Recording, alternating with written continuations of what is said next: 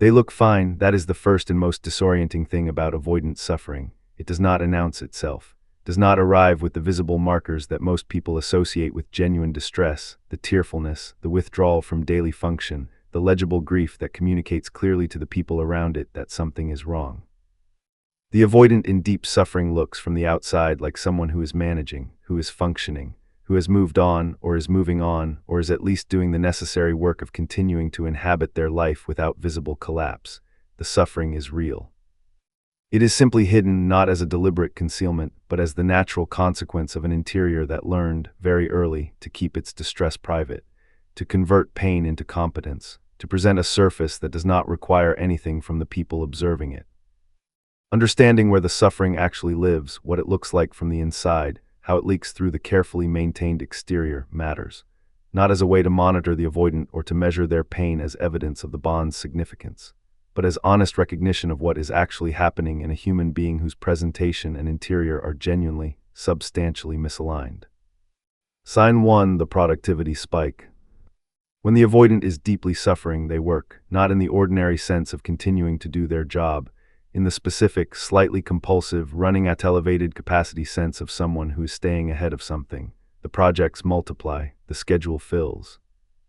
The output increases in ways that might look, from the outside, like ambition or renewed focus or the healthy channeling of energy into meaningful work. From the inside, it is none of those things. It is motion deployed against stillness. The specific practiced maneuver of someone who learned, long before they could name the learning, that the feelings that surface in stillness can be outrun through sufficient movement, that if the schedule is full enough, the quiet never arrives, that if there is always something next, the thing that lives in the silence between the somethings never quite gets to speak. The productivity spike is not a sign of recovery. It is a sign of active management of something that is too large to face directly. The work is real, the output is genuine, and it is also underneath the avoidant's most reliable method of not being present to what they are actually experiencing. The specific quality of this work has a slightly different texture than ordinary productive engagement. Genuine engagement has a quality of interest, of investment, of the work mattering for its own sake. The avoidant suffering productivity has a quality of urgency that is disproportionate to the actual stakes of the work, a driven quality. As though stopping would be more dangerous than continuing, because it would be. The stopping is where the suffering lives. Sign 2: the specific flatness. There is a particular emotional register that avoidants in deep suffering inhabit that is different from their ordinary emotional tone, not sadness exactly, not the legible, socially recognizable affect of someone who is visibly grieving. Something flatter than that, a reduction in the emotional range that was present before, a quality of going through the motions, engaging with the ordinary content of daily life with the functional competence the avoidant always brings, but without the specific aliveness that genuine engagement produces. People who know the avoidant well sometimes notice this without being able to name it. Something is different, the humor is present but landing slightly differently. The engagement is genuine but somehow less inhabited. The warmth is there but has a slightly automatic quality. This flatness is the emotional consequence of sustained suppression. When the avoidance management protocol is running at high capacity, when significant emotional content is being compressed below the surface of daily functioning, there is a cost to the emotional range available for ordinary experience. The compression that keeps the suffering below the surface also keeps other things below the surface. The joy is slightly reduced alongside the grief. The aliveness is slightly muted alongside the pain. The flatness is not depression in the clinical sense necessarily. It is the specific, functional dimming of someone whose interior resources are significantly occupied with the work of containment. Sign 3: heightened irritability at small things. The avoidant in deep suffering is frequently more reactive to minor frustrations than they are ordinarily. This seems counterintuitive. The avoidant is generally composed, is generally the person in any situation who remains level when others are reactive. The self-regulation that is one of the defining characteristics of the avoidant style is usually reliable, but self-regulation is a resource. And when a significant portion of that resource is being used to contain the suffering, to keep it below the surface, to prevent it from surfacing in the managed social spaces the avoidant inhabits, there is less available for the ordinary regulation of everyday frustration. The traffic, the small administrative failure, the minor inconvenience that on an ordinary day would be absorbed without visible response, these land with slightly more force, produce a slightly sharper edge in the response, generate a quality of irritation that is disproportionate to the stimulus. The avoidant may be aware of this. May notice that their patience is thinner than usual without fully connecting the thinning to what they are managing in their interior. May attribute it to stress, to being tired, to external circumstances, which is partly accurate in the sense that they are genuinely depleted. The depletion is real. Its source is the compression that the suffering requires. Sign 4. Unusual disengagement from things that usually matter. The avoidant has things they genuinely care about. Interests, pursuits, relationships, aspects of their work that produce real engagement rather than performed engagement. These things are part of what sustains the self-sufficient life that the avoidant has built. They are the genuine content that makes independence genuinely livable rather than simply defended. When the avoidant is in deep suffering, these things lose some of their pull. Not entirely, not in the obvious, everything has lost meaning way that severe depression produces. In the specific, quiet, wouldn't be visible unless you knew them well way of someone whose capacity for genuine engagement is partially occupied elsewhere. The book that would usually be compelling is started and put down. The hobby that usually provides genuine restoration is engaged with mechanically. The friendship that is genuinely valued is maintained, but at slightly reduced investment. The work that usually produces something like satisfaction produces instead the neutral sense of completion. The things that matter still matter. They have simply lost some of their access to the full quality of the avoidant's genuine engagement, which is being redirected toward the management of something that is not being acknowledged. Sign 5. Seeking proximity without acknowledging why. This sign is the most specific and the most telling. The avoidant in deep suffering often finds themselves seeking, in indirect and deniable ways, some form of contact with or proximity to the source of the suffering, not through direct reach, not through the explicit acknowledgement of what the seeking is actually about. Through the peripheral, the social context that might intersect, the mutual connection who is contacted for other ostensible reasons, the presence in spaces that carry some connection to what is being missed, the engagement with reminders, music, places, things, that carries the quality of someone who is not ready to face the suffering directly, but is also not able to fully turn away from it. This seeking behavior is particularly significant because it contradicts the surface narrative of having moved on. The person who has genuinely moved on does not engage in this specific, indirect, maximum deniability proximity seeking. The person who is managing significant suffering while maintaining the surface of having moved on does. It is the suffering finding the only outlet the management protocol will permit. The direct expression is not available. The acknowledgement is not possible. But something in the interior is not reconciled to the absence, and that something finds its way to the surface in these indirect, deniable, but unmistakable movements toward rather than away. What these signs together reveal. The 5 signs are not a diagnostic checklist. They are the human portrait of someone whose interior and exterior are significantly misaligned, whose genuine distress is real and deep, and not visible in the ways that distress is conventionally visible. The avoidant is suffering. The suffering is genuine.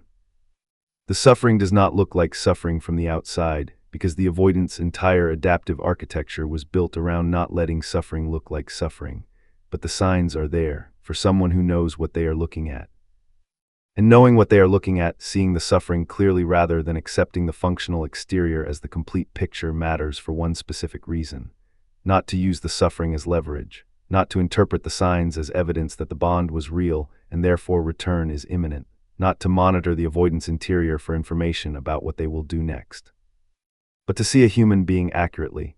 The avoidant who is deeply suffering is not the composed, self-sufficient, managed this just fine person their exterior presence. They are a person in genuine distress, managing that distress in the only way they know, through compression, through motion, through the practiced maintenance of a surface that does not ask anything of anyone. That person deserves to be seen clearly. Even if the seeing is only ever yours, even if it changes nothing about what is practical or possible between you, even if the most honest next step remains the same, your own life, your own forward motion, the genuine investment in what is actually available to you, the seeing is still worth doing. Because accurate perception of another person's humanity is its own form of dignity, both theirs for being seen and yours for seeing. The 5 signs have been named. What sits underneath them, the specific texture of what the avoidant is actually living through when the suffering is hidden, deserves more honest examination. What the hiding costs the avoidant. The management of suffering, the compression of genuine distress below the surface of functional daily life, is not free. It requires sustained energy. The the specific ongoing expenditure of a resource that is finite. The avoidant who is running the suppression protocol at high capacity is spending something real on the maintenance of the exterior. And that spending shows up in all 5 of the signs already named: the productivity that is really motion against stillness, the flatness, the thinner patience, the reduced engagement with things that matter, the indirect seeking. But there is a 6th cost that has not been named yet: the cost to self-knowledge. The avoidant who is suppressing suffering is also, necessarily, suppressing the accurate perception of their own interior. The compression that keeps the distress below the functional surface also keeps the honest self-accounting below it. The avoidant cannot simultaneously compress their emotional experience and accurately assess what that experience is telling them. Which means the suffering, while genuine and real, is also not being fully processed, is not being examined for what it reveals, is not being used as the information it actually is about what matters, about what was lost, about the specific gap between the life the avoidant is living and the life they could be living if the pattern were addressed. The suffering sits, compressed, costing energy. Not moving through, not becoming the motivation for change that it could become if it were allowed to be fully felt and honestly examined. This is one of the central tragedies of avoidant attachment. The suffering that could be the doorway to genuine change is the same suffering that the management protocol keeps from being fully accessed. The pain that could motivate the work is the pain that is being most efficiently managed away, the specific experience of hidden grief. Grief that is not acknowledged is not the same as grief that has been processed and integrated. This seems obvious. In practice, it is consistently underestimated. The avoidant who has not acknowledged their grief, who has converted it into productivity and flatness and irritability at small things, is not ahead of the grief, is not past it, is not managing it in any sense that leads to its genuine resolution, is simply carrying it, unexamined, unprocessed, in the body rather than in conscious awareness. Grief carried in the body has specific physical expressions: the tension that does not release with ordinary sleep, the chest that is slightly heavier than usual for reasons that cannot be attributed to anything specific, the jaw that holds, the energy that is lower than the calendar would justify. The avoidant attributes these physical experiences to other things: stress, not sleeping well, getting older, needing to exercise more. The interpretations are plausible, and the avoidant, whose self-examination is practiced at staying on the surface, accepts them. But the body is carrying the grief that the mind has not permitted to be grief, and the body's carrying has a timeline that is not responsive to the mind's management. The body will carry it as long as it needs to be carried, until it is finally permitted to be what it is. Why the suffering matters beyond the avoidant. Understanding that the avoidant is suffering, genuinely, in ways that are hidden and costly and not moving toward resolution, is not primarily useful as information about them. It is useful as a correction to a specific misperception that the avoidant dynamic reliably installs in the person who loved them. The misperception is this: they are fine and you are not. The visible asymmetry, the avoidant's functioning exterior against the more legible grief of the person they withdrew from, produces a specific and corrosive narrative. That the connection was more important to you than to them, that they have moved on while you have not, that the pain is yours and the ease is theirs. This narrative is not accurate. The suffering is present on both sides. The difference is not in the depth of the feeling, but in the visibility of its expression. The avoidance management protocol produces the appearance of ease. The person who loves more expressively produces the appearance of greater investment. The appearance is not the reality. Knowing this does not change the practical situation, does not make the avoidant available, does not mean their suffering will produce action, does not mean waiting for their hidden grief to eventually surface is a reasonable strategy, but it corrects the asymmetry narrative. It removes the specific wound of believing you were alone in what you felt. You were not alone. The suffering was real on both sides. The expression was different. The interior reality was mutual. That matters, not as leverage, not as reason for hope about a particular outcome, as the honest, accurate picture of what was actually present. What would allow the suffering to move? The suffering in the avoidant is static not because the feeling is insufficient, but because the infrastructure for processing it is not available. Processing emotional pain requires the ability to feel it consciously, to acknowledge it as pain, to allow it to be what it is without immediately converting it into something more manageable.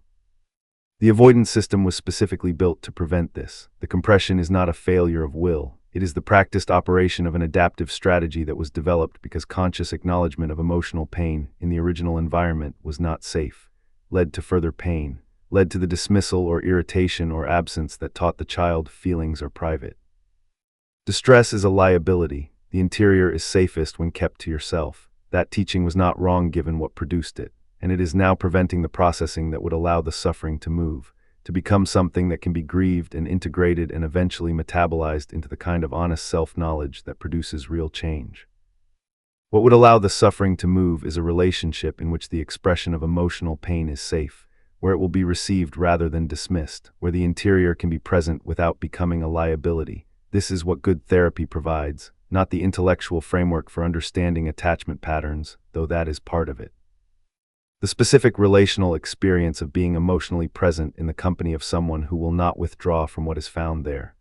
That experience, repeated over time, begins to revise the original teaching, to provide the nervous system with new evidence that the interior being expressed does not inevitably produce the original injury. This is the only thing that actually allows the suffering to move, not time, not the accumulation of distance from what was lost, not the sustained management of the compression until it somehow resolves itself. The willingness to enter the suffering consciously, with support, in a relationship that can hold it, that willingness is entirely the avoidance to develop. It cannot be given to them. Cannot be created by the quality of love brought to the relationship, cannot be inspired into being by the depth of what was between you.